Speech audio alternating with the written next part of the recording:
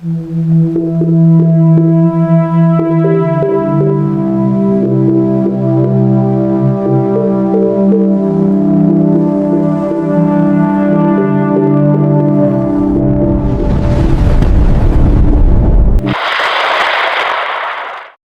ang pinakahuling ulat tungkol sa ating minomonitor na LPA sa silangang bahagi ng bansa at sa bagyong Verbena.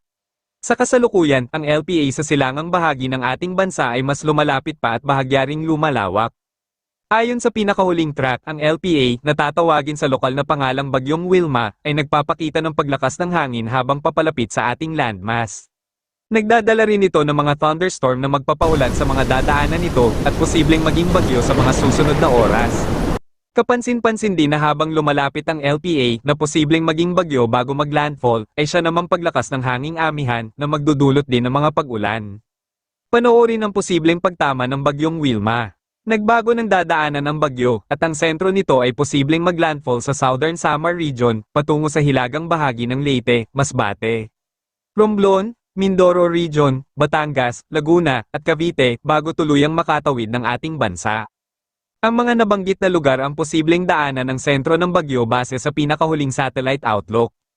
Kaya, lubos naming ipinapaabot na maging handa at alerto sa mga posibleng magiging epekto ng bagong bagyong mananalasa sa ating bansa. Malawak ang sakop ng hangin nito, kaya kahit hindi tayo daanan ng sentro, makakaranas pa rin tayo ng bagsong hangin at mga pag-ulan na magdudulot ng mga pagbaha, lalo na sa mga mabababang lugar. Asahan din ang pagtaas ng mga alon ng ating karagatan na magdudulot naman ng pinsala sa ating mga mangingisda. Samantala, ang bagyong Verbena na minomonitor sa kanlurang bahagi ng ating bansa ay taglay pa rin ang lakas ng hangin na umaabot sa 45 km per hour at may pagbugso na umaabot sa 55 km per hour. Kumikilos pa rin ito ng mabagal, ngunit wala na tayong dapat ikabahala dahil wala na itong epekto sa ating bansa. Para sa mga karagdagang impormasyon sa magiging lagay ng panahon sa ating bansa, pakinggan po natin ang ating kasamahan na magbibigay ng mga mahalagang impormasyon. Ingat po, mga kababayan, and God bless. At para nga sa maging lagay ng panahon, dahil lalakas ang amihan or magkakaroon po tayo ng surge ng amihan, magiging maulap po yung ating kalangitan at may mga mahihinang pagulan or pag-ambon pong mararanasan dito sa Batanes at Cagayan. Samantala, for most areas naman ng Ilocos Region at Cordillera Administrative Region, posible din po yung mga isolated light rains o yung mga pag-ambon na dulot pa rin po ng amihan. Samantala, for the rest of Luzon naman, kasama yung Metro Manila, magiging bahagyang maulap hanggang sa maulap pa rin po yung ating kalangitan. Posible pa rin yung mga biglaang pag-ulan, pagkilat at pagkulog-dulot po yan ng mga localized thunderstorms. And expect din po natin pagsapit ng hapon, mas tataas din yung possibility ng mga pag-ulan dito sa may eastern section ng Luzon. Agwat ang temperatura sa Metro Manila ay mula 24 to 32 degrees Celsius. Samantala, dito naman sa bahagi ng Mindanao, patuloy pa rin po tayo makakaranas ng mataas na possibility ng mga pag-ulan, pagkilat at pagkulog-dulot pa rin po ito ng Intertropical Convergence Zone or ITCZs. Meron pa rin tayo mga kalat-kalat na pag-ulan for the area of Zamboanga Peninsula, Basilan, Tawi-Tawi, maging sa area din ng Soxargen at sa may Davao Region. So muli po, pag-iingat pa rin para sa ating mga kababayan dyan sa posibilidad ng mga pagbaha at pagguho ng lupa. Samantala, for the rest of Mindanao naman, maging dito din sa buong bahagi ng Visayas, magiging bahagyang maulap hanggang sa maulap din po yung ating kalangitan.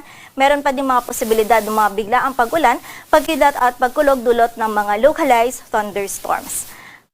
Agwat po ng temperatura sa Cebu ay mula 26 to 32 degrees Celsius at sa Davao naman ay 24 to 32 degrees Celsius. Para naman po sa lagay ng dagat baybayin ng ating bansa, wala po tayong nakataas na gale warning. Ngunit iba yung pag-iingat para sa mga kababayan natin na maglalayag dito sa seaboards ng Northern Luzon sapagkat magiging katamtaman hanggang sa maalon po yung lagay ng ating karagatan.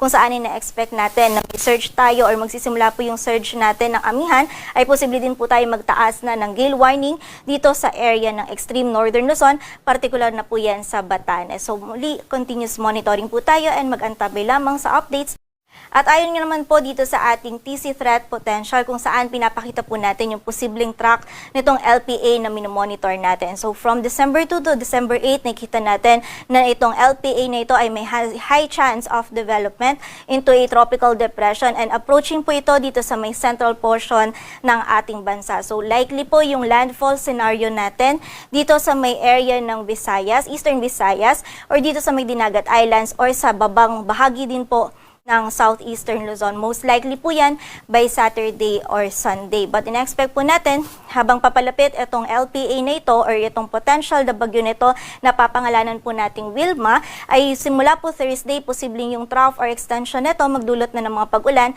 sa area ng Eastern Visayas. And dito may kita naman po natin from December 9 to December 15, ito pong LPA or potential bagyo na minomonitor natin ay nandito na po sa may kanluran ng ating bansa. So mostly po, again, yung entry point niya is between dito sa may area ng Eastern Visayas or Caraga by Saturday or Sunday, and then tatawirin niya po muli itong central portion ng ating bansa patungo po dito sa banda sa may Northern Palawan. So expect po natin sa mga susunod na araw, most likely starting from Thursday, may mga scattered na mga pag-ulan na po tayong mararanasan sa Eastern Visayas, and then mas dadami pa po yung areas na maapektuhan ng mga pag-ulan by weekend, mostly sa area po ng Visayas yan at ilang bahagi pa ng Southern Luzon at Mindanao. So muli, continuous monitoring po tayo dahil posible pang magbago itong scenario natin, kaya naman mag-antabay pa rin sa mga updates.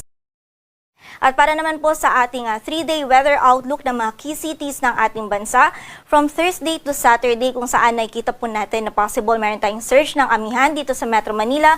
Meron po tayong magiging bahagyang maulap hanggang sa maulap po yung ating kalangitan. Posible yung mga may hinang pag-ulan or pag-ambon na dulot ng amihan. Samantala for the area naman ng Baguio City, magiging maulap po yung ating kalangitan at mataas din yung possibility ng mga light rains natin. And sa area naman ng Legazpi City, by Thursday, posible pong yung amihan natin ay umabot sa Southern Luzon kung saan dito sa area ng Legazpi, magiging maulap po yung kalangitan natin by Thursday at magiging mataas po yung possibility ng mga light rains. Ngunit by Friday or Saturday kung saan mas malapit na po yung low pressure area or potential bagyo na minomonitor natin, magiging mataas na po yung possibility dyan ng mga scattered ng mga pag-ulan, pagkidlat at pagkulog dulot po ng trough ng minomonitor natin na weather disturbance. Agwat po ng temperatura sa Metro Manila ay mula 23 to 31 degrees Celsius. Sa Baguio ay 16 to 23. Sa Legazpi City naman ay 24 to 31 degrees Celsius. Samantala dito naman sa bahagi ng Metro Cebu at Iloilo, by Thursday and Friday, meron po tayong mararanasan lamang ng mga biglaang pag-ulan, pagkilat at pagkulog-dulot ng mga localized thunderstorms. But by Saturday naman, magiging mataas na po yung possibility ng mga pag-ulan natin. Posibleng hanggang malalakas na pag-ulan yung ating mararanasan. Dulot po ito ng LPA or ng potential na bagyo na ating minomonitor. While for the area naman ng Tacloban City or yung buong bahagi po ng Eastern Visayas, from Thursday to Saturday ay maulan na po yung ating panahon na mararanasan dulot po ng weather disturbance na ating minomonitor. Agwat ng temperatura sa Metro Cebu ay mula 25 to 31 degrees Celsius. Sa Iloilo naman ay 24 to 31 at sa Tacloban City ay 24 to 31 degrees Celsius. Samantala dito naman sa bahagi ng Metro Davao, Cagayan de Oro City at Zamboanga City, from Thursday to Saturday patuloy pa rin po magiging bahagyang maulap hanggang sa maulap yung ating kalangitan. Meron lamang po tayong mararanasan pa din ng mga isolated o yung mga biglaang pag-ulan, pagkidat at pagkulog-dulot ng mga localized thunderstorms. And during severe thunderstorms, posible pa rin po tayo makaranas ng makatamtaman hanggang sa malalakas na pag-ulan na maaari pa rin po magdulot ng mga pagbaha at pagguho ng lupa, kaya naman pag-iingat pa rin para sa ating mga kababayan. Agwat po ng temperatura sa Metro Davao ay mula 25 to 33 degrees Celsius.